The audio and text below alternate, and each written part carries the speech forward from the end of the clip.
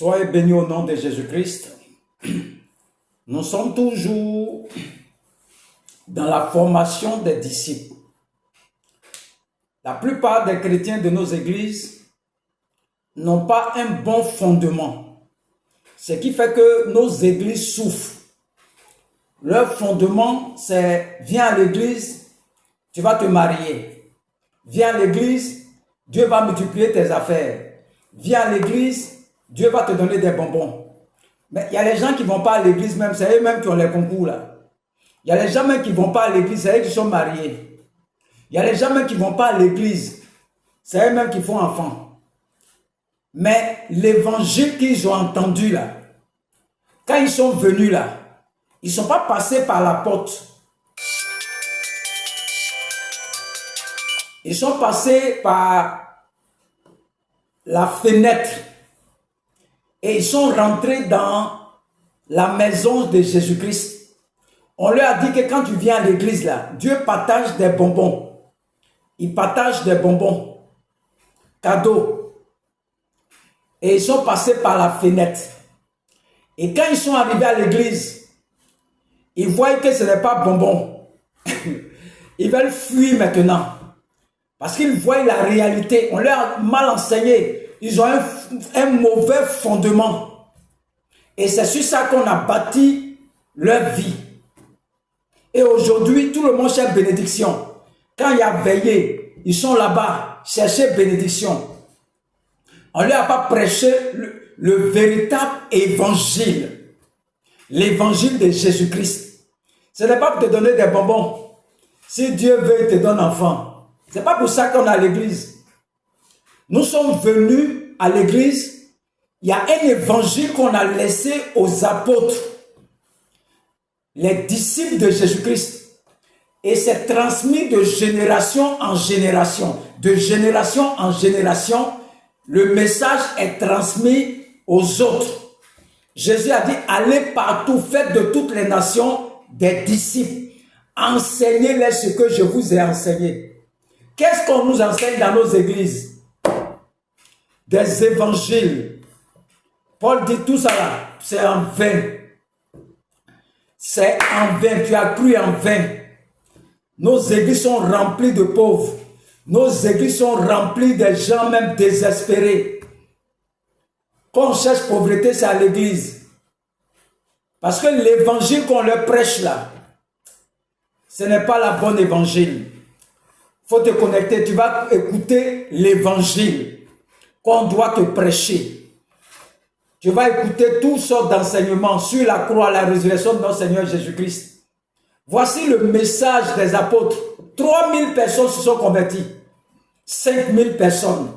L'église a commencé. Aujourd'hui, même pour avoir 2 personnes dans ton église, tu vas crier juste quand tu seras fatigué. Tu as oublié de voler fidèle de ton frère pasteur pour mettre dans ton église. D'autres sur leur travail, ils vont prendre fidèle des autres pour venir faire église. Vider l'église des gens. Il faut travailler aussi. Alléluia. Nous sommes dans l'acte 3 maintenant. On va terminer par là aujourd'hui. Après, je vais faire un résumé de tout l'enseignement que j'ai donné aujourd'hui. Suivez bien. 1 Corinthiens 15, versets 1 à 4. Je vais reprendre.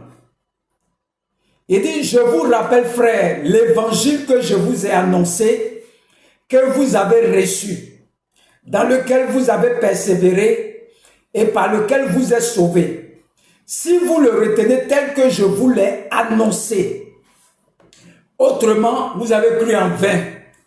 Viens à l'église, tu seras béni. Tout ça, c'est en vain. Paul dit ça là, c'est des évangiles qui sont déséquilibrés. Viens faire offrande d'autel. Viens faire offrande de rachat. D'autres même enseignent des choses, même le mysticisme, même le spirituel, toutes ces choses. On fait quoi tout ça là? Nous, on fait quoi tout ça là? Non, comment faire pour voir clair? Est-ce que c'est ce qu'eux ils annonçaient ici? Les 12 principes de la bénédiction. On fout quoi tout ça? Je n'ai pas besoin même de venir à l'église pour être béni. Les païens même sont mieux bénis que nous. Eux-mêmes connaissent les principes là que nous-mêmes. Nous ne sommes pas là pour ça. L'évangile que tu as reçu, tu as persévéré, que tu as retenu. C'est ça qui change ta vie. Écoute les enseignements, écoute, il y a tellement d'enseignements sur cette page. Il faut t'abonner, mon frère. Il dit, je vous ai annoncé avant tout, comme je l'avais aussi reçu, que Christ est mort pour nos péchés, selon les Écritures. Non, si tu as péché, Dieu va te condamner. Des gens qui ne connaissent même pas. Comment quelqu'un qui vient te sauver de tes péchés, et puis tu as péché, puis il va te condamner. Ça, ce n'est pas vrai. Ça, ce n'est pas l'évangile que les apôtres prêchaient.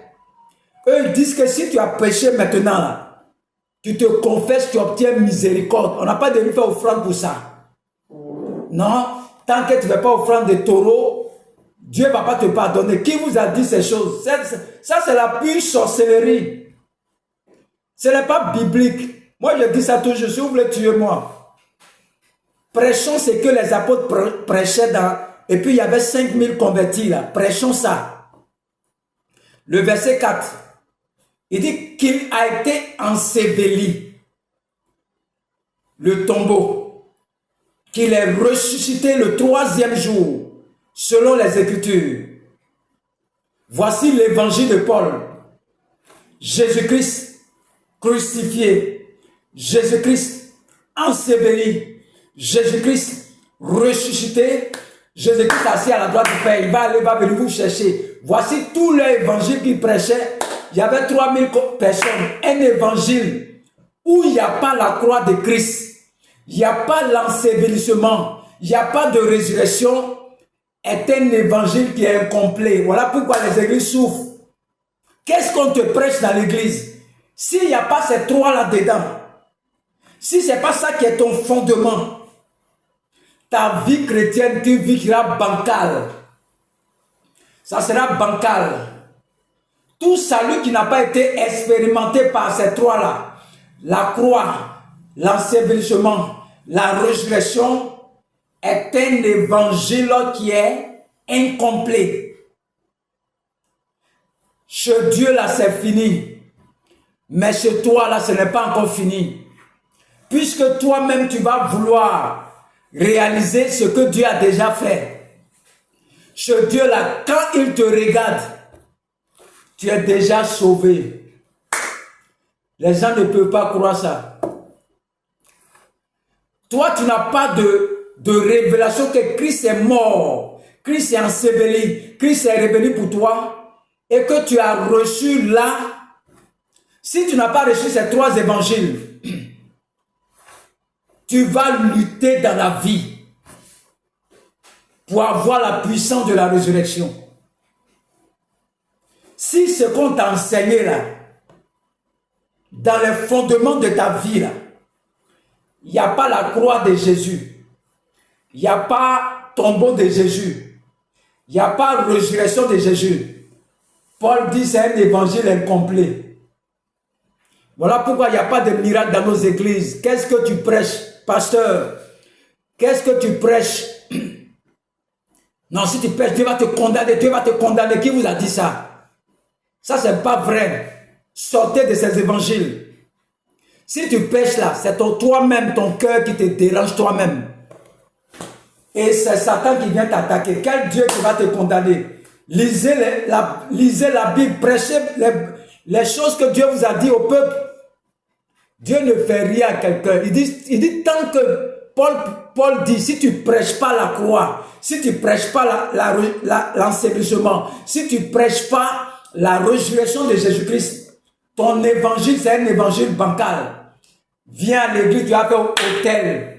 Non, l'autel. Les gens qui font les démonstrations de l'autel, la puissance de l'autel, la puissance des eaux, la puissance des temps, la puissance des temps, tout ça c'est en vain. Malgré tous ces évangiles-là, regarde le problème que tu as. Viens faire offrande de rachat chaque année. C'est des conneries. C'est en vain. Revenons à l'évangile vrai. Revenons à l'évangile de Jésus-Christ. Nous sommes dans la fin des temps. vous serez jugés sévèrement. Nous tous là, qui annonçons la parole là, on sera jugés sévèrement. Sévèrement. Nous qui sommes les docteurs de la parole, les révérends, les archibishops, on parle des sorciers, on parle des démons. Ce qu'on est venu enseigner là, on n'enseigne plus à nos fidèles. Des sorciers qui sont assis dans des églises. Personne ne peut effrayer ces sorciers. Un esprit de Marie de nuit, autant des apôtres, autant des Philippe, autant des Pierre, même un sorcier va te déshabiller par l'évangile vrai. Qu'est-ce que vous prêchez dans vos veillées? Qu'est-ce que vous prêchez à la nation? Qu'est-ce que vous prêchez dans le monde entier? Revenons à l'évangile de Jésus-Christ, crucifié, enseveli, ressuscité, assis à la droite du Père. Je viendrai vous chercher bientôt. Reviens dans l'évangile vrai. Reviens dans l'évangile vrai. Nous serons jugés sévèrement. Nous qui conduisons le peuple, enseignons la vérité. Jésus va te tuer. Dieu va te condamner. Dieu va te frapper. Dieu va te faire ceci. Tu as péché là. Tu vas voir Dieu. Ce sont des évangiles en retard périmés. Des évangiles qui ne sont même pas vrais. Si tu as péché maintenant, Dieu est fidèle. Si tu confesses, il n'y a pas un autre Jésus qui va venir sauver de son péché. Tu confesses, tu as miséricorde. Tu es dans ta maison. Tu te mets en genoux. Tu confesses que tu as péché. Le sang de Jésus coule pour toi tous les jours. On dit le sang de Jésus est plus fort que le sang d'Abel. Le sang est disponible pour nous tous les jours. Que ça soit au marché, que ça soit dans ta maison, que ça soit dans ton champ, que ça soit au stade, que ça soit au cimetière, que ça soit en bas des eaux. Si tu reconnais que tu as péché, que tu confesses tes péchés, Dieu est juste et fidèle pour te pardonner et te purifier de tout péché. Prêchons l'évangile vrai, l'évangile des apôtres. Prêchons l'évangile des apôtres. Prêchons l'évangile des apôtres. Prêchons l'évangile, le monde, les églises du monde entier. Prêchons l'évangile des apôtres. L'évangile que nous avons reçu, que les Paul ont reçu, que Philippe a reçu, que Étienne a reçu. Prêchons ça à nos fidèles. Vous allez voir la puissance de Dieu se manifester dans nos églises. Les sorciers ne pourront rien contre nous. Que Dieu vous bénisse. Il y a un autre enseignement de résumé qui sort. Qu'est-ce qu'on vous prêche dans vos églises? Qu'est-ce qu'on prêche aux nations? Les 12 piliers de la bénédiction. Les 12 piliers de l'autel. Des évangiles qui n'ont rien à voir avec Jésus-Christ. Paul dit c'est en vain que vous prêchez ces choses. Ça n'apporte rien à vos fidèles. Faut pas pécher, hein? Faut pas faire ça. Faut pas faire ça. Tu as déjà vu un homme qui n'a pas péché sur la terre. Si tu pêches, répands-toi. En même temps, il ne faut pas remettre ça demain, après-demain. Si tu as péché aujourd'hui, répands-toi. Non, il faut que je passe chez un prêtre ou bien un pasteur pour me confesser. Qui vous a dit ces enseignements? Quand tu pêches, mets-toi en genoux, répands-toi. Dieu est fidèle pour te pardonner. C'est ce qu'on doit t'enseigner. Il n'y a pas un homme sur la terre qui n'a pas péché. S'il y a un homme sur la terre qui ne pêche pas là, c'est que pourquoi Jésus-Christ est venu? Si toi tu es un homme, tu es sur la terre, tu ne pêches pas. Pourquoi Dieu va donner 1 Jean 1 verset 8 à 9? Si vous confessez vos péchés, il est juste et fidèle pour vous pardonner. Il sait que quand il va vous laisser là, vous allez pécher, que ce soit les pasteurs, que ce soit les prophètes, que ce soit les docteurs, tout le monde va pécher tous les jours. Mauvaise pensée, calomnie, critique, peur, tout ce que vous faites là, tu dois te répandre tous les jours. Demander pardon à Dieu, il est juste et fidèle pour te pardonner. Voici l'évangile vrai. On ne t'a pas dit de garder ton péché, tu allais faire offrande après pour être libéré. Non, il faut envoyer ça pour que Dieu te pardonne. Ça, c'est pas vrai. Ça, c'est le diable. Ce sont des prisons sataniques. Comment faut envoyer quelque chose avant que Dieu te pardonne? Et Jésus qui l'a envoyé là. Et Jésus-Christ qui est venu sauver, qui est mort à la croix pour nous là. Et nous, on n'a rien, on fait comment? Nous, on n'a pas l'argent, on fait comment? pour faire les offrandes 300, 500 000. On fait comment? Arrêtons ces évangiles. Arrêtons ces évangiles. Ce n'est pas la vérité. Jésus-Christ est mort à la croix pour nous. Il est allé dans le tombeau. Il est ressuscité. Il viendra nous chercher bientôt. Église, j'interpelle toutes les églises du monde entier. Revenez à l'évangile de Jésus-Christ. Voilà pourquoi j'aime les catholiques. C'est vrai qu'on les critique. Mais regarde toutes les années. Jésus-Christ. Tout leur parcours, c'est Jésus-Christ. Ils sont dans la vérité. Pour ceux qui aiment critiquer les catholiques, ils sont dans la vérité. Il faut les laisser en paix. Prêche Jésus dans ton église aussi. Il y a d'autres qui disent non, le ministère, c'est un ministère de dépouillement. Des choses qui n'ont rien à voir avec l'évangile. Ministère de dépouillement. Ministère de la foi. Ministère de quoi. Toutes ces choses-là, ça n'a rien à voir avec l'évangile de Christ. Revenez à l'évangile de Christ. J'interpelle toutes les églises du monde entier. Je suis le prophète des nations. Prophète Jean Guéa, de la mission divine d'amour. Revenons à l'évangile, sinon Dieu va frapper beaucoup de serviteurs de Dieu. Revenons à son évangile que les apôtres nous ont légué. Jésus-Christ est mort à la croix. Jésus-Christ est allé dans le tombeau. Jésus-Christ est ressuscité. Il est assis à la droite du Père. Il viendra vous chercher bientôt. On ne t'a pas dit de prêcher quelque chose d'autre. Prêche la vérité. Prêche la vérité. Je ne veux même pas que quelqu'un m'aime même. Je ne suis pas un chrétien bonbon. Un chrétien qui est venu chercher l'argent, ce n'est pas moi. Prêchons la vérité aux fidèles. Nos églises souffrent. Nos églises souffrent. Prêchons la vérité aux fidèles. Prêchons la vérité aux fidèles. Leur fondement est un mauvais fondement. Viens à l'église. Tu vas avoir mariage, tu vas avoir bénédiction. D'autres même vont voler fidèles des autres. De la sorcellerie dans le milieu chrétien. Que Dieu vous bénisse. Nous sommes dans la formation des disciples. Si tu as soif de la connaissance, il faut partager les messages. J'attends les prédicateurs, les hommes de Dieu qui vont venir dire que l'évangile que nous prêchons, ce n'est pas la vérité. Revenons à l'évangile de Jésus-Christ. Que Dieu vous bénisse et que le nom de l'Éternel soit glorifié. Au nom de Jésus-Christ. Amen.